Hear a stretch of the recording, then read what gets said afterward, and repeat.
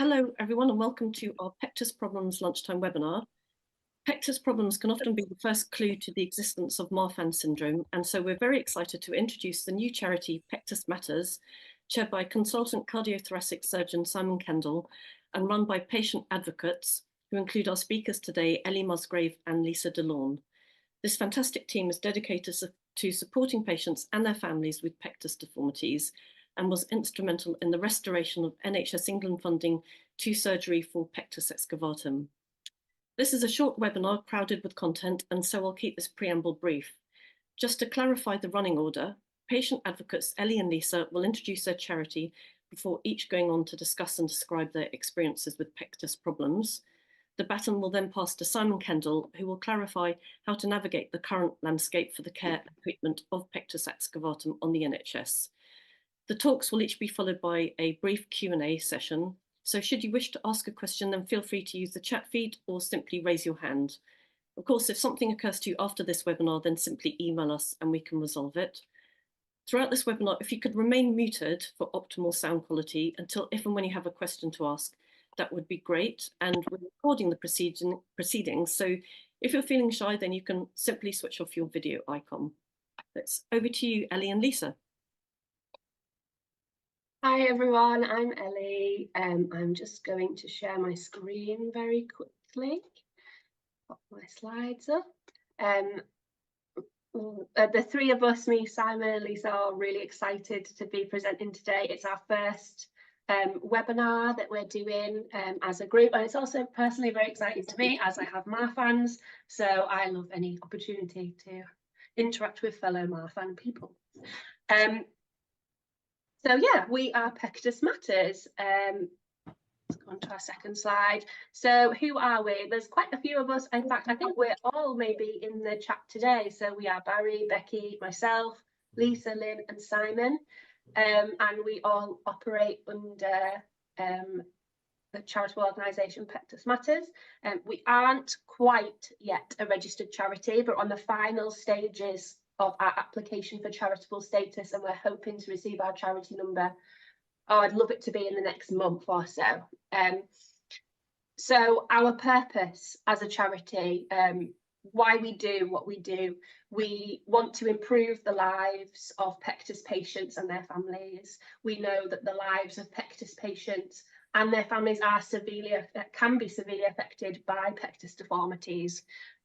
So that's why we want to help support and make a change, and our mission is to support pectus patients by enabling them to access care, signposting to information and support, advocating for best practice and collaborating with associated organisations like yourself. A little bit of background about how we formed. The majority of what we all have in common is I think all of us in a roundabout way are involved in the Pectus Support UK Facebook group. And that's kind of linked all of us together. 4 of us actually attended a conference in February 2023 at the Royal College of Surgeons, which I think is kind of like our genesis. Becky, Lisa, Simon and I were all at this Best Care for Pectus conference at the Royal College of Surgeons. Lynn and I spoke. Becky was there with her son Bobby, who has a pectus deformity, and Simon, I think, was helping to organise and working with the Society of Cardiothoracic Surgeons to help arrange the day. And I think we all kind of glued as a result of that and realised that we were very dedicated to helping make a change in the landscape for pectus patients and their families. And so that is where Pectus Matters started. Since February 2023, we've achieved a lot. We've still got a long way to go, but as a result of the conference in February 23, surgery did get put back on, was recommissioned by the NHS, although it was only for patients with very severe deformities, but I'm sure that Simon will come to that. We've done quite a lot of press work. We've been working quite hard on our charity commission application.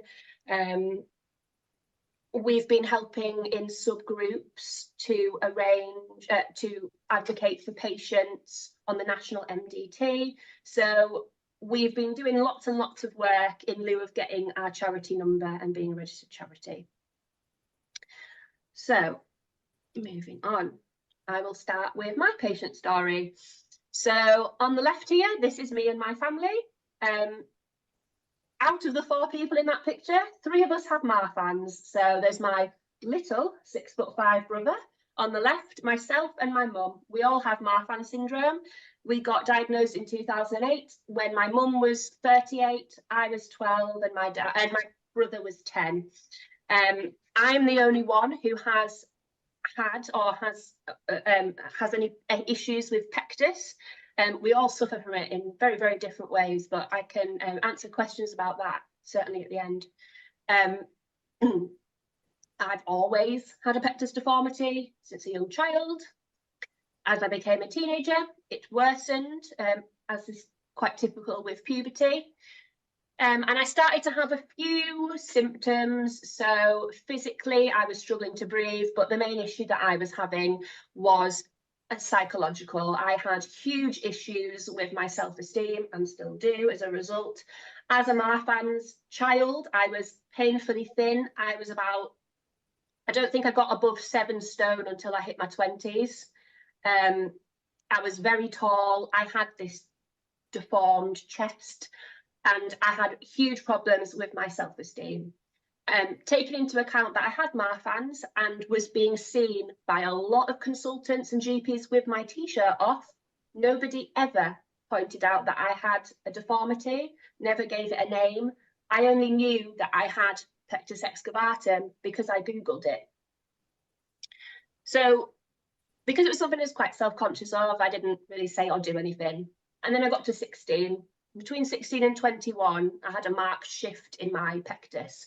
Things progressed very quickly in a very negative way. I would start and have these episodes where I could feel my chest collapsing in. It was happening every couple of months. The best way to describe it is like my chest was like a broken plate, and I could feel the pieces crumbling, and I could feel my lungs. I could feel the air being taken out of them. It was incredibly painful, and every time that my chest would collapse in, it wasn't just my central dip that was the issue anymore. My chest was collapsed all the way up my right-hand side towards underneath my collarbone. Things were getting really serious. And so, as I say, this was every couple of months between the ages of 16 and 21. I was getting very symptomatic. I was experiencing tachycardia.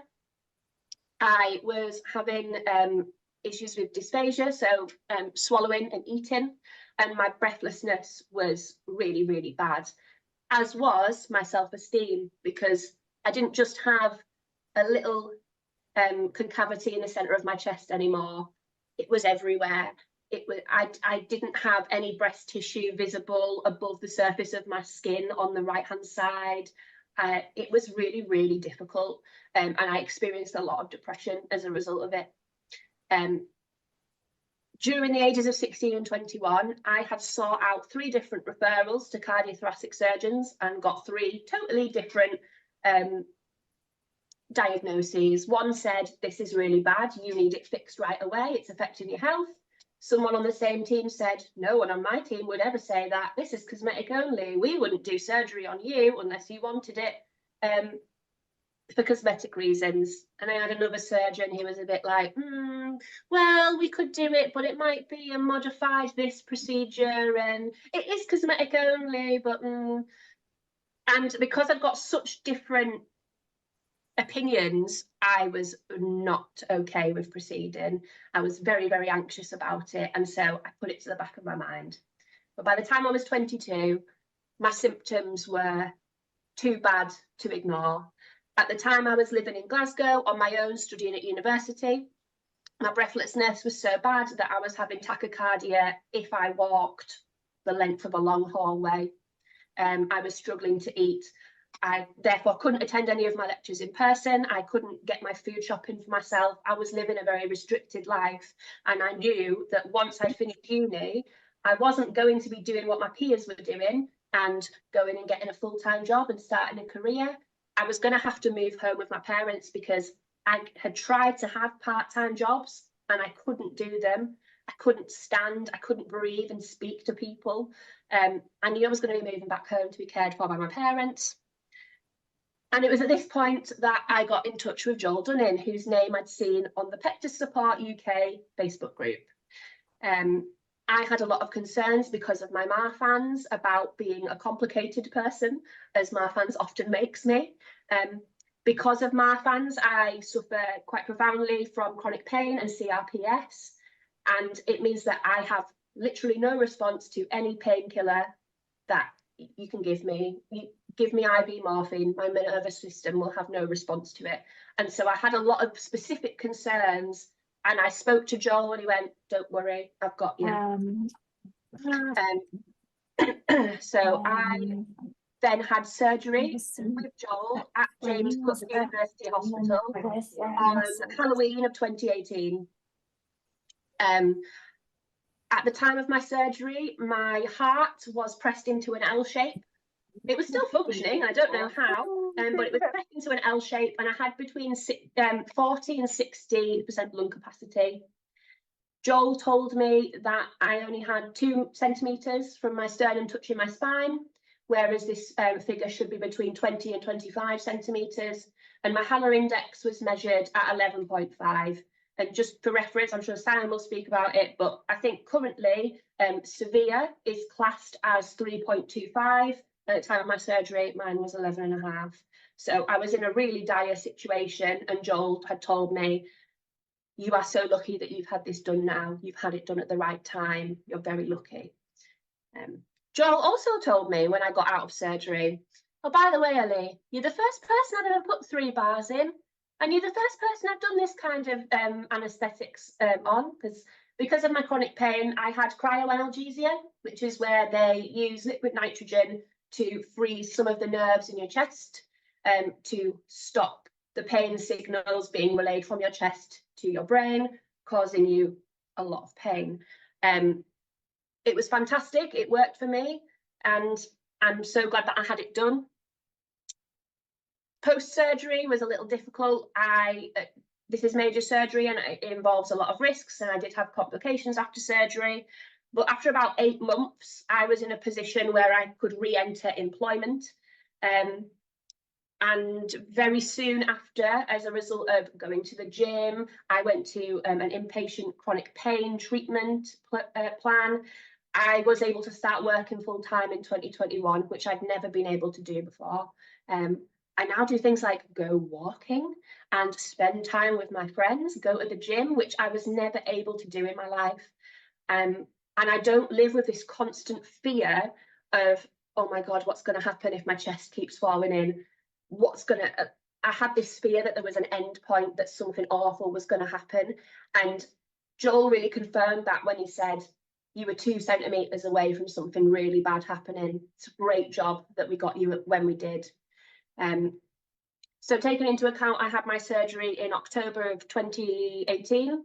When the NHS decommissioned surgery in September 2019, this whole thing was still very raw for me and my family. We were very upset and we couldn't believe it. And that's part of the reason why I have tried to keep engaged with the Pectus community, because at the time that this surgery was decommissioned, this surgery, which in my opinion saved my life, I was living proof that this wasn't just cosmetic, that there were physical benefits to surgery. And I think that's what's kept me engaged and kept me trying to fight to get any sort of treatment back on the roster for Pectus patients and their families. So yeah, that's my story. Lisa, do I hand over to you now? I'll just unmute myself. Lovely. Thank you, Ellie. And yes, it's over to me for the parent story. And thank you once again for having me here. So the parent story, I have 2 sons, and one of them, we had started to notice a dip in his chest probably around about 10, 11, and he'd started to notice it and become a little bit aware of it. So to to start looking into it and not cause any concern for himself, because he was still quite young, but very aware of his body at the time. I started trying to raise awareness myself of what this couldn't be. Started Googling, as Ellie had said, and starting to get as much information as possible.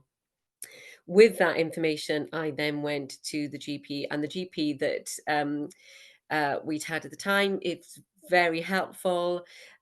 He said it looks mild in comparison to some that I've potentially seen. He said, so as he will be shortly going into puberty, adolescence, you are better off just seeing how we go. So it was a bit of a wait and see. And this was pre-COVID. Now, over the years between up until then, about 14 or 15, it started, his chest started to dip in more than, it was much more noticeable, and he was noticing it more, and I think his peers were noticing it more as well. So he was becoming much more self-aware in himself. So then the sort of psychological started, where he was much more self-conscious. If he wanted to go swimming, he would put a top over. And when we were then at the age of about sort of 15, we went back to the GP, and we'd said, we've now got to the point that it's not just psychological. He'd given out swimming because he was a bit breathless and very self-conscious, but he'd also given up football. He was quite an active football player, and he'd started to become breathless and having pain when he was running, and as a result kept coming off. So he gave up football. So when we went back to the GP at this point, one of the things I put on that slide is worry and frustration. There was also an element of determination there as well. At this point, I know that my son has pectus excavatum, and therefore we now need to be looking at the treatment options. I went into the GP, another GP, again, very helpful, was looking through all the information. And at that point, sadly, we were at the point where it was classed as cosmetic. And, we were challenging the psychological side to it, and then challenging the physical side, saying that there is a physical impact, not just his mental well-being. So what we were told, well, it's going to have to go through a referral board. And very quickly it became aware, because we're southwest based, so it became aware that we weren't getting a referral through that board. And what they immediately referred us to was, let's try and go down the mental health route first for you, sort of ignoring the fact that we've got these physical, and they were getting worse as he was becoming older, sort of 15, 16, because he's much aware of his body. You've got all the girls and all of that as well. So he's very, very, very, very conscious. And he kept asking me all the time, what's happening, Mum? What's happening? When am I going to get my chest fixed? And, it's that constant push and the drive from him, because it was him impacting him physically and mentally.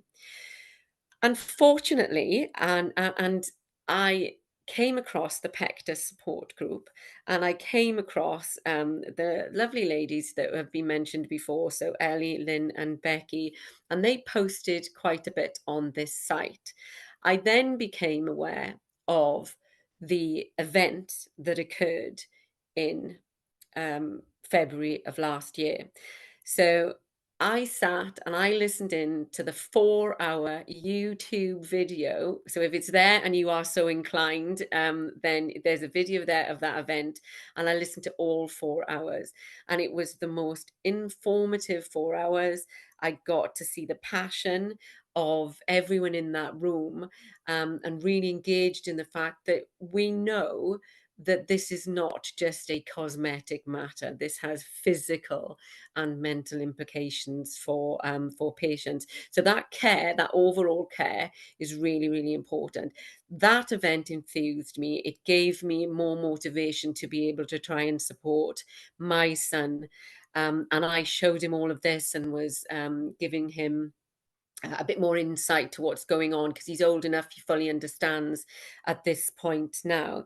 So going back to the GP, armed with the pathway that was the result of this event and with the pathway document, I wasn't leaving that room without some further referrals for my son. And it comes back to that sort of determination bit. We were very fortunate, and two things happened at this point. And this is only literally within the last sort of 12 months. So two things has happened. We got referred to a respiratory consultant in one of the Bristol hospitals, and she was absolutely amazing. So we had all the tests that were done on his chest, and then when we went to see her, she looked at him. She looked at Marfan's triggers, because he is 6'2", he's 16, he's got long limbs, and he's got a number of sort of markers from Marfan's. And she said, yeah, she said, I suggest that you get tested, genealogy testing. What we found out, just to close that point off, is that there was no referrals being done to genealogy at that time because they were so busy, and that we needed to almost come back at a later date. So that is still pending for us at the moment. But what she did do is I'd also showed her the pathway. And because of that, she then requested lots of other tests. So, your CT scan, the echoes, these sort of things, to be able to have a look at the heart. And what that identified is that his dip in his chest was actually impacting his heart. And it's parallel to that, we had also been referred to Ian Hunt of the London hospitals for that specialist Pectus care. And we then went, so February this year, we went down to see the team there, and was told, there was 3 people in the room, and Ian Hunt being one of them, and was told, yes, absolutely, Jaden, we can see that it is more than moderate, that actually he is a candidate and could be a candidate for surgery. Where the impact is now, and where there's a potential stalemate, is not so much stalemate, but a bit of a stalling, shall we say, is there is no specialist unit in the Southwest. We're advised that potentially pediatricians can do that, but it's all gone slightly quiet at the moment. So we have had a breakthrough, and because of the passion of some of the individuals that we have within Pectus Matters, I know that from a patient perspective and a patient parent, we are progressing more now than we ever did in the last couple of years. Now, the reason I joined the charity is I wanted to be able to support the charity. I wanted to be able to help others that are in the same position as a parent, worried about their child's mental and physical well-being, to ensure that they get access to the care and support and information that that is available. And rather than having to pick up here, come across here, and just get snippets of information, that we can that we can support that. And I've been very fortunate to be working with like-minded individuals in Pectus Matters to be able to drive this forward. So for me, the patient story, the parent story still continues. My son's patient story still continues, but it's incredibly positive, and it's all going in the right direction. So fingers crossed.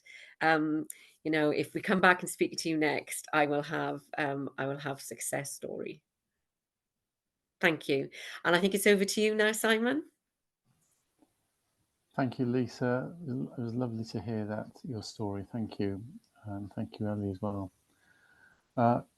Good afternoon, everyone. It's lovely to see you, and thank you very much to the Marfan Trust for this opportunity and this invitation. So what I'd like to go through is just to describe where Pectus Care was before it was decommissioned, where are we now, and where we think we're going, which is what's been alluded to with Ellie and Lisa's talk. So first slide, please, Ellie. So you've heard about the condition, and these are a couple of pictures. So the one on the left is funnel chest or pectus excavatum, and it's not an abnormality or a deformity of the breastbone as such. All of these conditions are caused by excessive growth of the ribs when they are cartilage, and that's why you see it really develop through puberty when there's this growth spurt and the ribs grow excessively. And they either grow excessively to push the breastbone inwards, which is pectus excavatum, funnel chest, or you'll see on the right where the ribs grow excessively and push the breastbone outwards, which is pigeon chest or pectus carinatum. And there's variations of that theme, so it's not always symmetrical. It can be asymmetrical, which is what Ellie described in her history.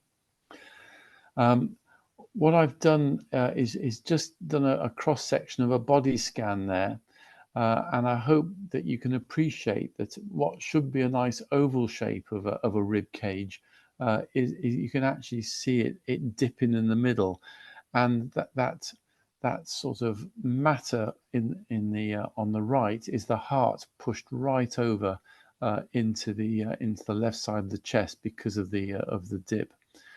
So that's a cross section. So if we just go forward to the next slide, please, Ellie. So we've talked about surgery, particularly with Ellie's experience, and I think what we need to remember is that for every 100 people who are affected by a pectus condition, only around 5 of them actually will end up needing surgical intervention. 95 of them will be given positive support, reinforcement by psychologists. They can have physiotherapy. And as I'll show you later, you can also have external stents or support as a young person when your ribs are flexible to help the breastbone be in a more natural position. But I share these images so that the photographs are of a young lad who's had pectus excavatum. He's got the funnel chest, and this is 8 days after his operation. You can see how the breastbone looks more normal, and he's got a more normal appearance. You can see the x-rays that there's one patient with one NUS bar in place, and on the right there is a patient with 2 NUS bars, and you've already seen Ellie's chest x-ray where she had 3 NUS bars. And to give an idea of the size, the upper image is someone holding one of these NUS bars. But as I said, only around 5% of patients with pectus need an operation. Most can be treated conservatively or with psychological support. Next slide, please. So where were we? Like a lot of healthcare and a lot of operations, it was very much a varied practice from country to country, from hospital to hospital, and from surgeon to surgeon. And for pectus care, it was done by enthusiasts, and it was either done by adult cardiac and thoracic surgeons, or it was done by pediatric surgeons who operated on young children. And there was even some plastic surgeons operating as well. And in broad terms, there was a lack of good evidence in the literature about what was best practice, what was the right thing to do. There was no collection of data for how good the outcomes were, or a transparency so that parents and patients could see what was best practice and where they should go. And also, these are when there are operations, these are big operations on young people with many life years ahead of them, and sometimes there can be really serious complications, including death, which clearly is heartbreaking for the families involved. Next slide, please.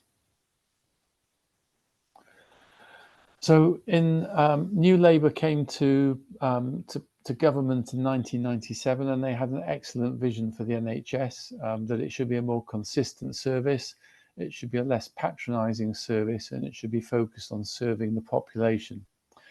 And they set about setting up the NICE Institute, which was about using evidence so that you had evidence-based treatments around our country. And they set up a group called the NHS Commissioning Service, for which I now work. And these are multi-professional boards of doctors, nurses, management, finance, allied health professionals, and lay representation to agree on what treatments, what services, and what drugs the public can have in their best interest and that we can afford. And this also is done not only at a national level, but in the 7 NHS regions around the country. And as I said, they will define the standards of treatment, they'll define the specification of the service, and they review the quality of those services, and they try and provide equity of access around the country. Next slide, please. Now, in 2017, the Society of Cardiothoracic Surgeons were approached by NHS Commissioning. And like all truth and like all discussions, there are 2 sides of this story. But from the SCTS's point of view, we felt that Pectus interventions were on their radar. They were in their crosshairs. And we felt that they had decided to pick on Pectus. And we still don't know why they did, because they didn't choose any other congenital conditions like limb abnormalities or facial abnormalities or skull abnormalities or skin abnormalities. This was the one congenital procedure that they decided to pick on, and we felt that they had made their mind up on what they wanted to do. And to be fair, they use a really robust process for checking evidence for drugs and procedures. But that evidence is better for large populations, common interventions, and it becomes less robust for small numbers of patients, such as people with Pectus. But it was deemed that interventions that the Pectus condition was cosmetic only, and therefore did not require intervention. And one of the past presidents of SCTS said, Simon, people could hide it with a T-shirt, so they thought that it was cosmetic only, which was only an opinion, but it felt like that. Next slide, please. So in 2019, just over 5 years ago, it was the edict came out that there'd be no longer surgical intervention for Pectus deformities. Although what was never really clear was that they still could support conservative treatments. And I've put some pictures here. So the boy in the white T-shirt has got an external brace on for pigeon chest. So where the sternum sticks out a little bit, if you've got soft cartilage in your ribs, then this can be really effective at getting a breastbone and the ribs to look natural and appear normal again. The blue circle on the chest of the middle image is a vacuum valve, and this can be effective at the poor young child has to wear this for many hours a day, but this can be effective at sucking out the breastbone so that the malleable growth of the costal cartilages, the ribs, can reform to get a more normal chest. So these were meant to be available, but there was no joined up service across England. There was no cohesion in the practice, and therefore it was rarely prescribed. So next slide. Now, what we didn't know, because it was a disjointed service, was that in Scotland, with their independent NHS, had decided to do things differently, and they decided to define Glasgow as the Scottish National Pectus Centre, and all patients with Pectus should be referred to their multidisciplinary team, a paediatric surgeon, adult surgeon, physiotherapist, psychologist. And they receive around about 200 patients a year into that service, and the population of Scotland is roughly equal to each of the 7 regions in England. And of those 200 patients, they think round about 5 or 10 need surgical intervention. So I've put less than 5% there, but it's around about that number. And also they've got a complete database of all their referrals, and they're looking at the outcomes of all their patients. So it's quality assured, and you can see transparently how well they're doing it. And so they actually in effect have a 4-year head start on a Pectus care service in England.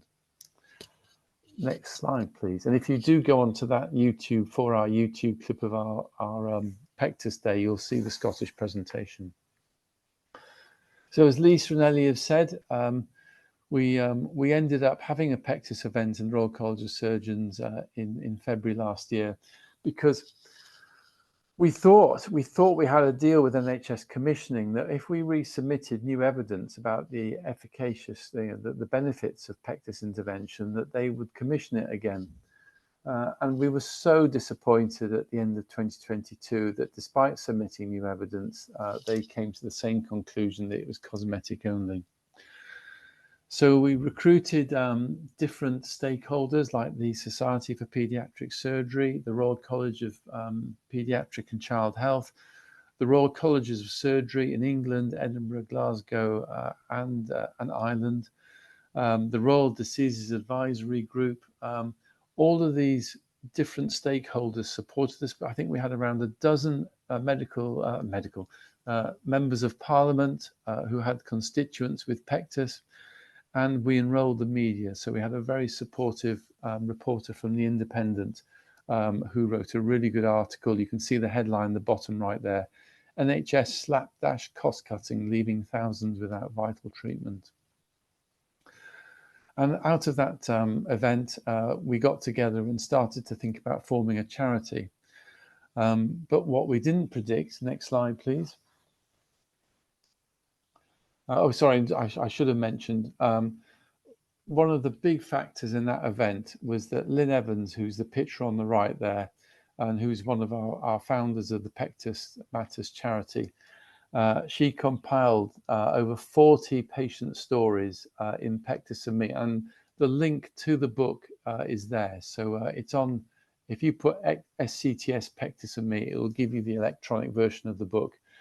And it is a very sobering read of over 40 patient stories of the struggles that they've had with this condition. And I think the combination of this book and that event and the media coverage and the MP letters to the health secretary really made a big difference to NHS commissioning making a U-turn. They've never admitted it, but there was a very dramatic U-turn. Next slide, please. So there's 4 slides now where we've seen progress in the last 15 months. So first of all, and this was remarkably quick, so only 3 months after our Pectus event, NHS commissioning decided that St Bartholomew's should be a national Pectus centre, and they should host the national multidisciplinary meeting every fortnight for, as Ellie says, patients with very severe disease. These are people who are fainting. These are people with chest pain. These are people with severe breathlessness who can't do normal activities anymore. And thanks to that MDT, surgery has started again in England, and I think around about 40 patients have been performed. And I say around because as yet we haven't got a national database established to be keeping a good record of how much we've done and how well we're doing it. Next slide, please. So the second bit of progress is that in August, again, only 7 months after our national event, the National Institute for Health and Care Research awarded £2.5 million for a research into patients with Pectus. And so people with very severe disease are going to the MDT and getting intervention, but patients with severe disease are either having intervention or being offered intervention because it's their decision whether to have intervention or not, or to be delayed 6 months, look at their quality of life, and then have intervention and see their quality of life afterwards. And we're biased in our view, but we think this research, this trial will show the benefits of intervention for patients with severe disease. But don't forget, only 5 in 100 patients with Pectus will need these operations. So this is a small group of patients. Next slide, please. Our third bit of progress was that not only have they commissioned Barts as a national centre, but they've quickly moved to having a paediatric centre commissioned at Alderhay in Liverpool. And they've said that Middlesbrough can be the Northern Adult Centre, which is where Joel Dunning works. And on top of that, they've also we've now got administrative support for the MDT at Barts, which I hope will improve the documentation and the communication with the patients and the parents. And the fourth bit of progress is that there's been a multi-specialty best practice guidelines that's been accepted for publication in the European Journal of Cardiothoracic Surgery. It hasn't been published yet, but it has been accepted for publication and should be published soon. Next slide, please. Just in a few weeks' time, and this was announced 3 weeks ago, NHS Commissioning are now organising a Pectus organisational event on June the 5th, which is for all stakeholders in Pectus. And Ellie and Lynn are going as the spokesman for Pectus Matters, and they've been given a priority slot in this to share not only the continued challenges that are facing patients with Pectus, but also their vision and the vision of the charity for what a good Pectus care will look like in our country going forward. And it certainly looks like the commissioners are listening, and I'll be optimistic that they will introduce the suggestions that Lynn and Ellie suggest. Next slide, please. So where in the future? So my view is hopefully in about 3 years, we'll have moved from the previous ad hoc, inconsistent Pectus service that was supplied by enthusiasts, and hopefully we'll have a consistent quality assured service with equal access around the whole of the United Kingdom, backed up by the evidence from the trial, the RESTORE trial. Next slide. So thank you again to the Marfan Trust for this opportunity. It's a pleasure to be here, and we hope there's questions, and we hope we can answer them if there are questions. Thank you very much.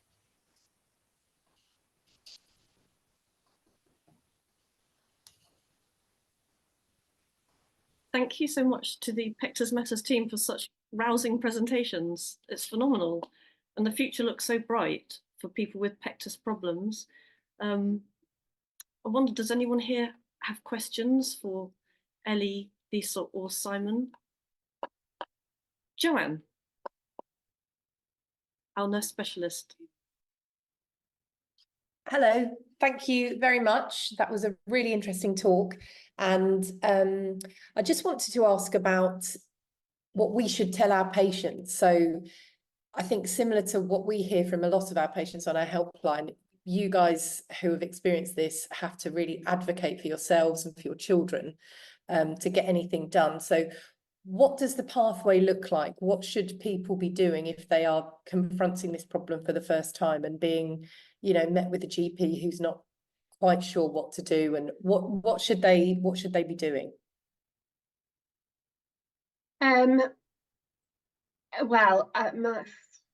One thing that I have been advising patients to do, so we've had quite a lot of patients contact us asking us this same question.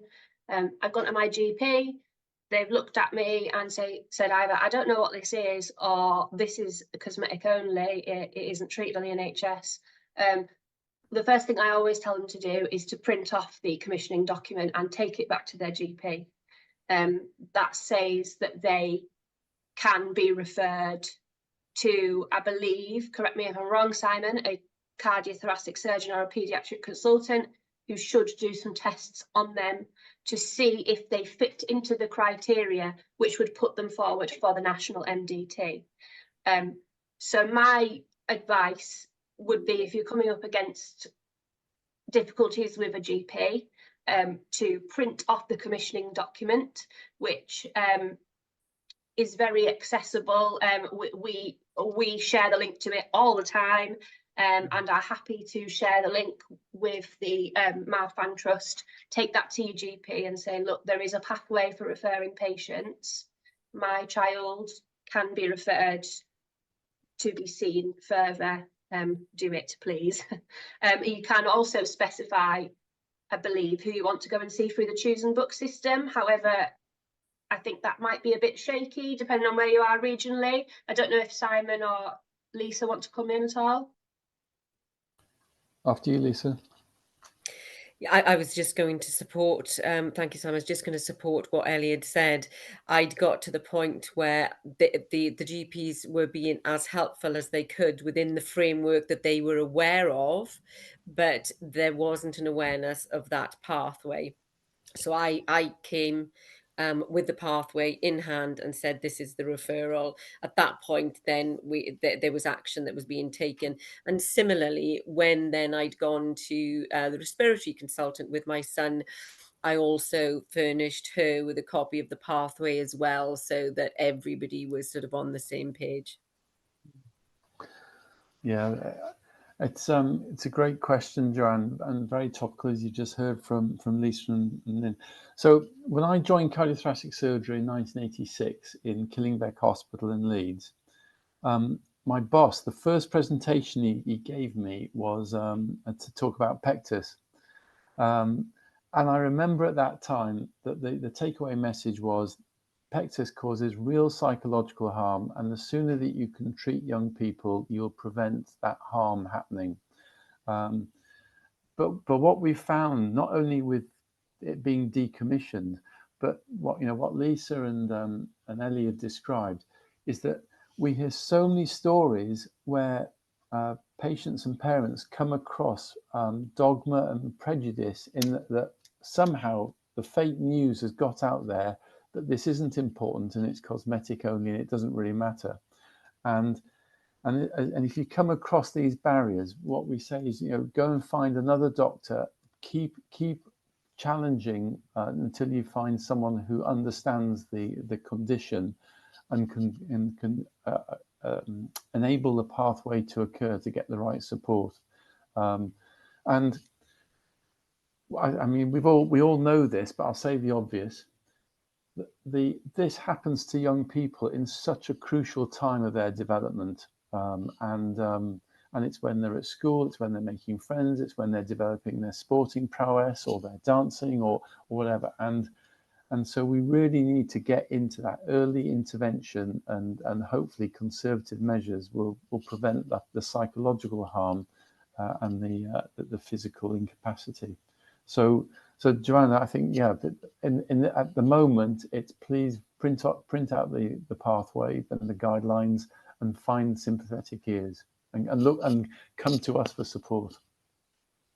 I was just going to add to that, Simon, that we know that one of the really big issues going on is that the information about policy change has not filtered down to GPs, and we see a lot of patients who are going to their GP and just being turned away, even though there is this policy that exists. So this conference on the 5th of June that we are going to be attending, our big priority is to say that this information needs to be made available to your primary care providers, because they aren't getting it, and that means that people aren't getting referred for the care they need. Simon, could I ask? I'm very impressed with Ian Hunt's results with the pressure and suction techniques. And of course, in medicine, prevention is preferable. Can you tell me where this fits into the national picture? Are they referred to the same MDT and then onward for pressure or suction? And does the government fund that? Great question. So the MDT is only set up for people with very severe disease at the moment. And therefore, almost by definition, those patients are beyond benefiting from suction, because I think that what they're saying, the specialists, is that if it's more than 5 centimeters of depression, then you're not going to get it out with a suction bell. So at the moment, patients are not going through that MDT who will benefit from suction.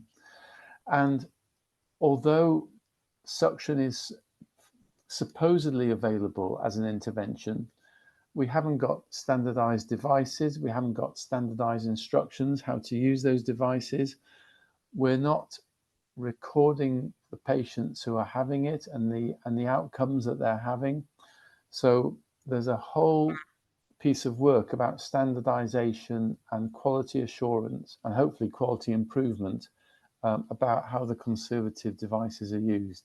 And that will be part of the remit of going from an ad hoc service to a joined up quality assured Pectus care service in the UK. Scotland have shown us the way. So really, it's only available privately.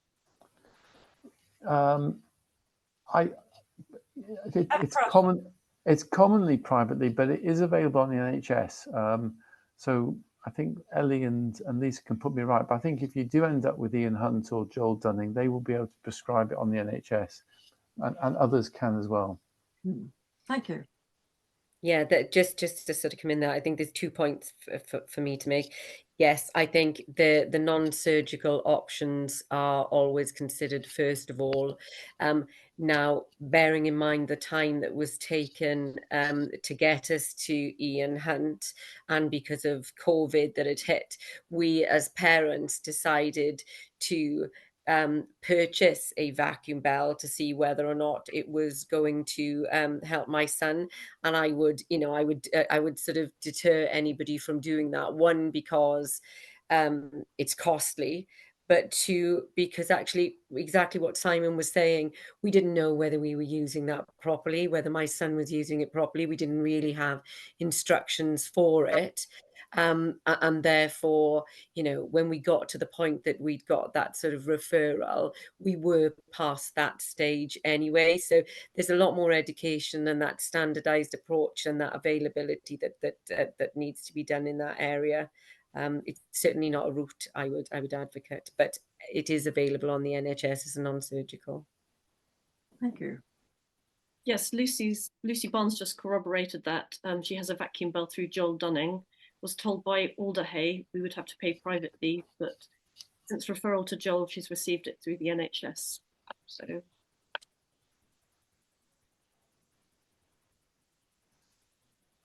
Joanne has a question.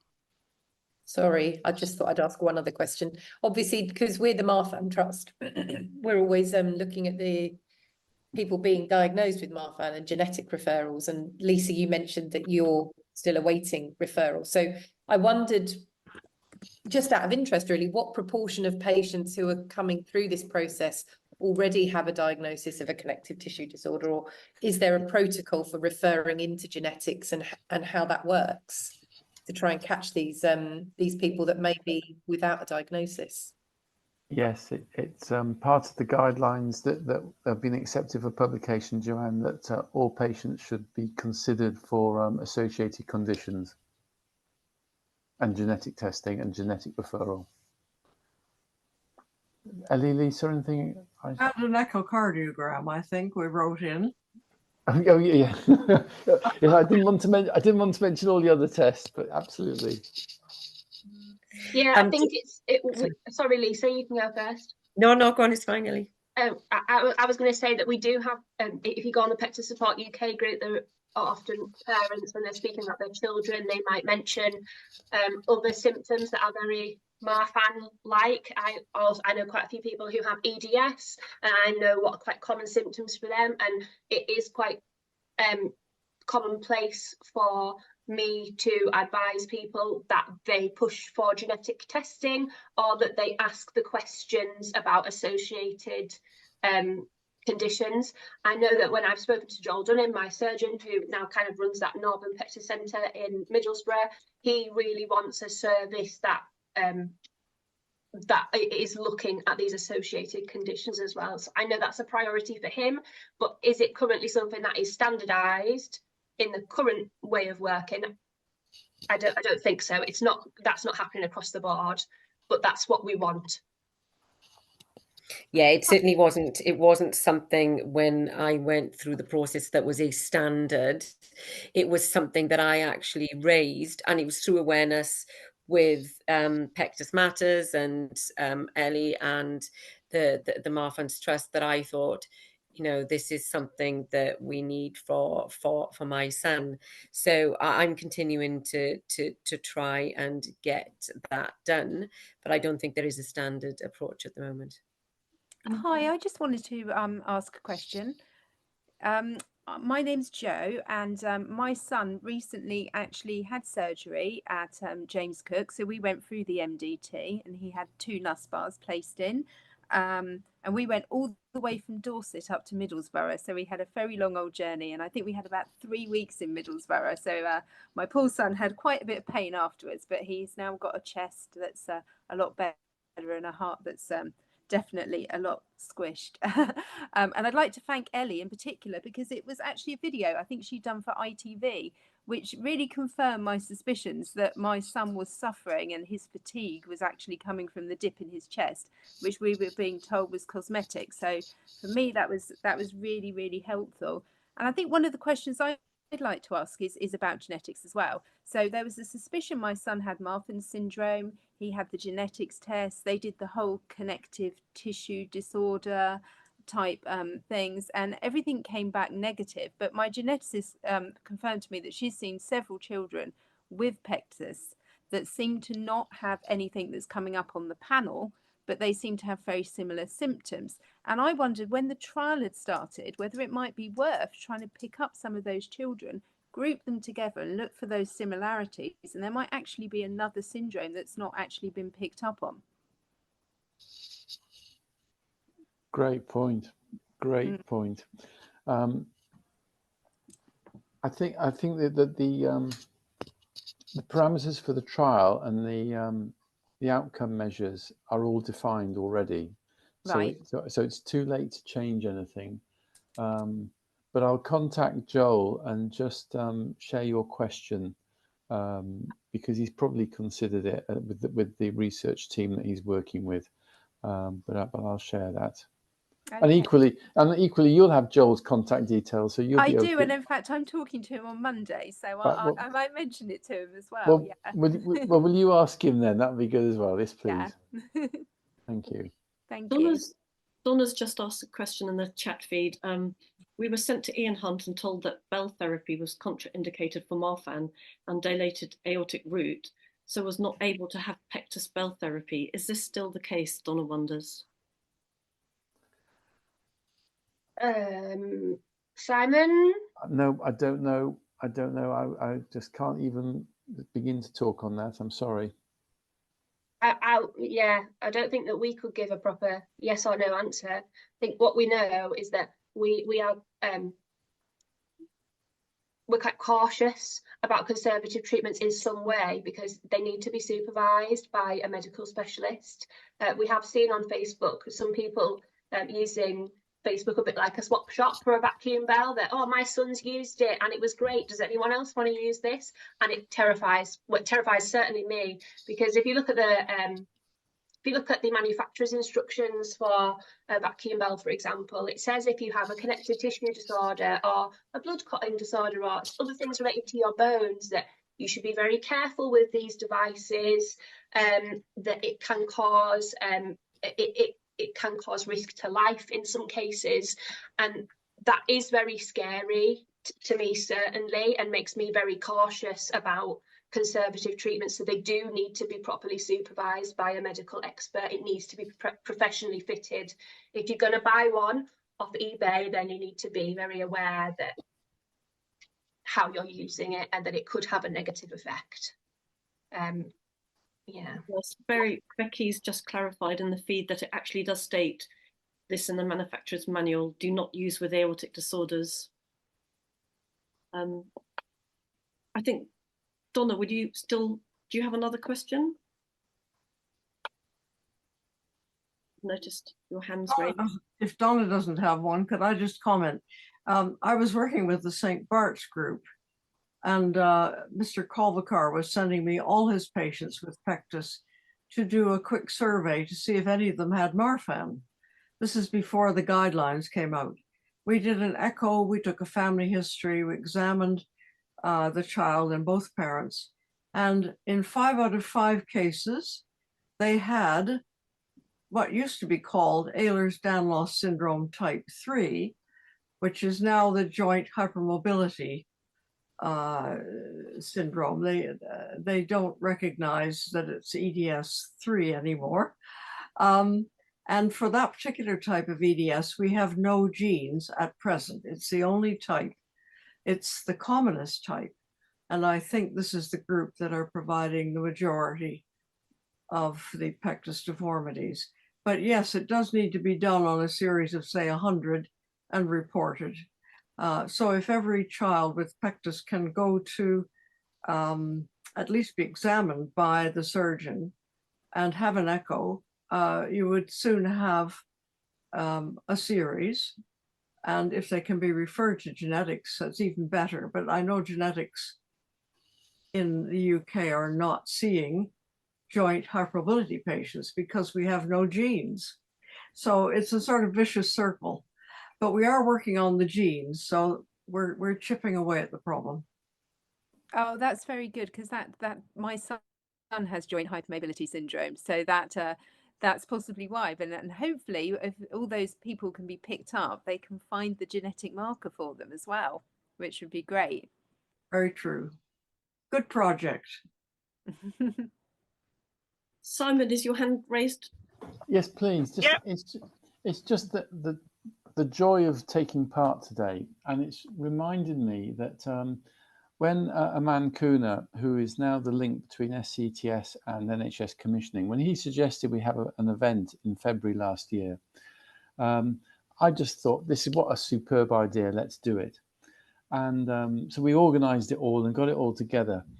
And it wasn't until after the event that my colleagues in SCTS all owned up to the fact that they were nervous about doing an event with patients and parents.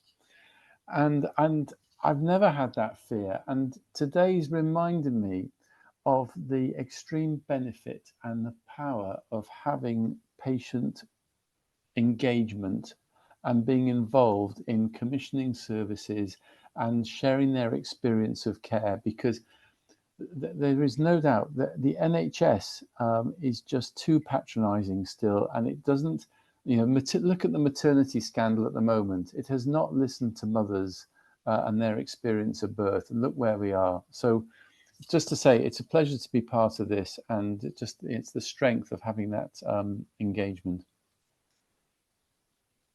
Thank you so much. And on that note, I think no further questions have emerged. Can I just ask a quick question?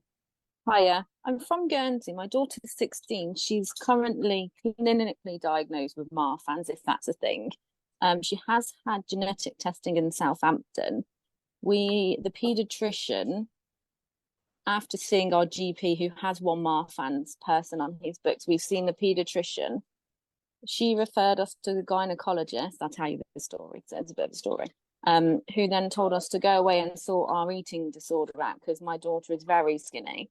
So after about a year and a half of nutrition and mental health appointments, I managed to get a referral to the breast specialist, because she only has one boob as well as her chest caving in.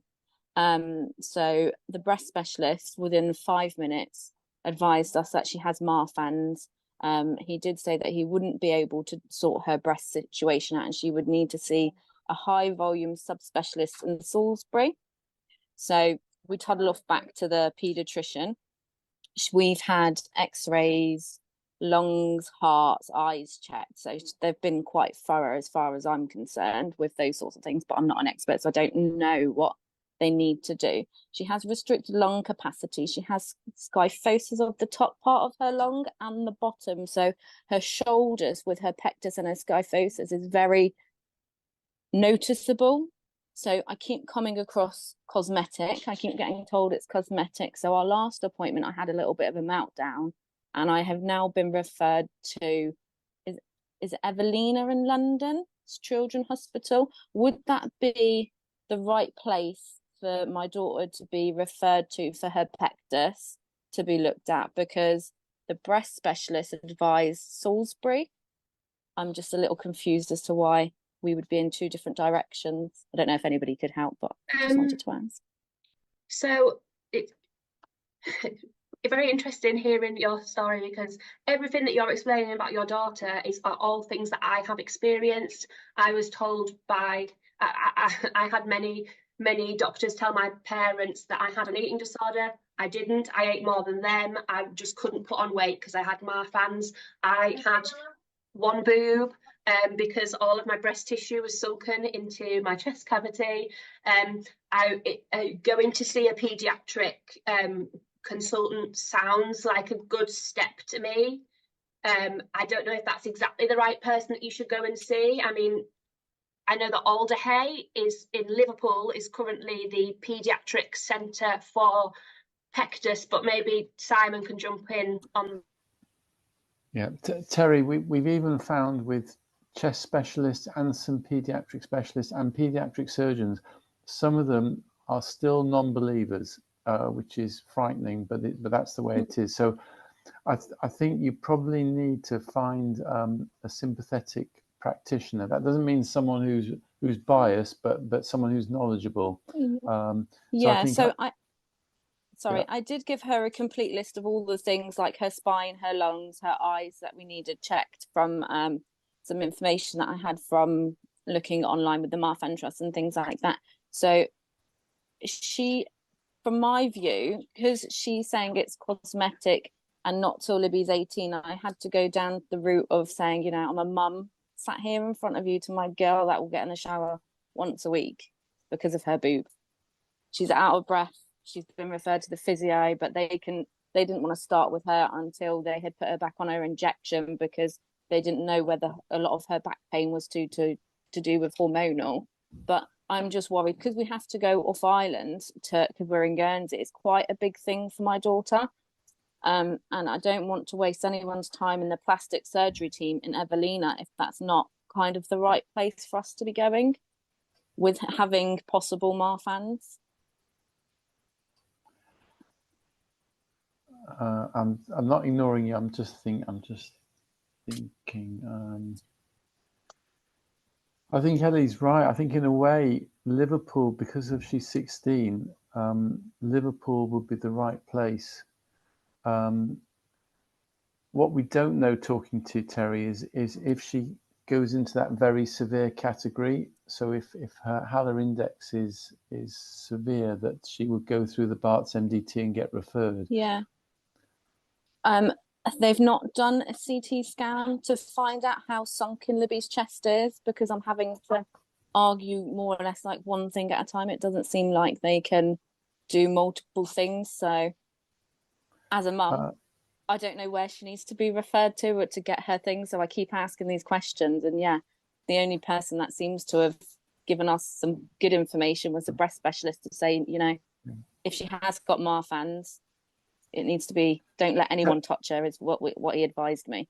Terry, can I suggest, if you'd like, use the Pectus Matters website to contact, and then we can give you advice through that way. But I think it would probably be to get a CT scan on Guernsey, and then that would really help direct you following that.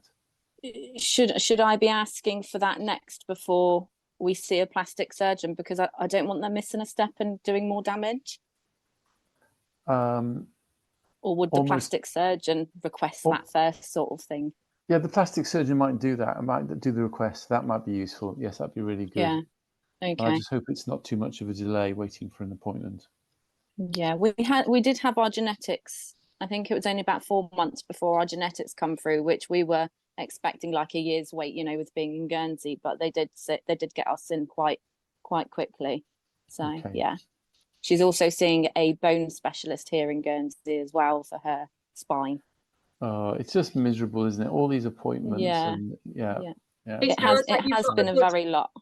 It sounds like you've got a good coverage though of heart, back, eyes, lungs for Marfan's. It's like that was our bullet point I went in with and wanted. So I just need like my next lot of bullet points to go in with, because being a young girl, you know, she can't wear a little vest top like you've got on, Ellie, because the person stood opposite or around her will see her nipple. Yep. You know, they're saying it's cosmetic. So I had a little bit of an argument with our paediatrician. I said, but I don't have the luxury of taking her to a breast clinic and asking for a boob, because it's not just like that. It's affecting Libby's breath. She gets tired going from one end to school. She no longer participates in PE. So it's been a fight all round. So yeah, I mean, Simon, would you recommend going to the GP with pathway? Yes, I would. And get a CT sooner than later, because the CT really helps define what's going on. And Terry, can I just say, as a mum, you are amazing. You are inspirational. Well, The way thank that you. you're I don't fighting feel for like it. cancer. No, you don't are. feel It's like it. brilliant. It's My hard, vocabulary it's a isn't lot to amazing, manage. so I It's a feel lot like to coordinate, but yeah. you've got it all. You seems like you've got all the most important things in hand.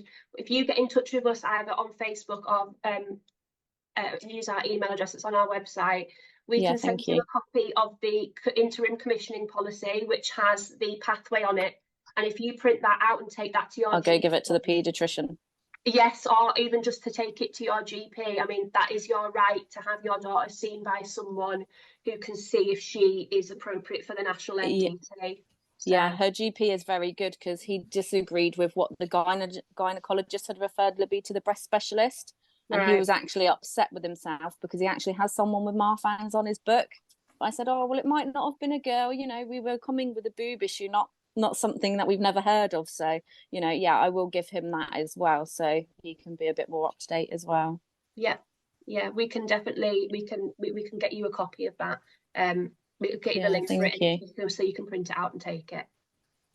Lovely. Can I just add a quick comment? Sorry.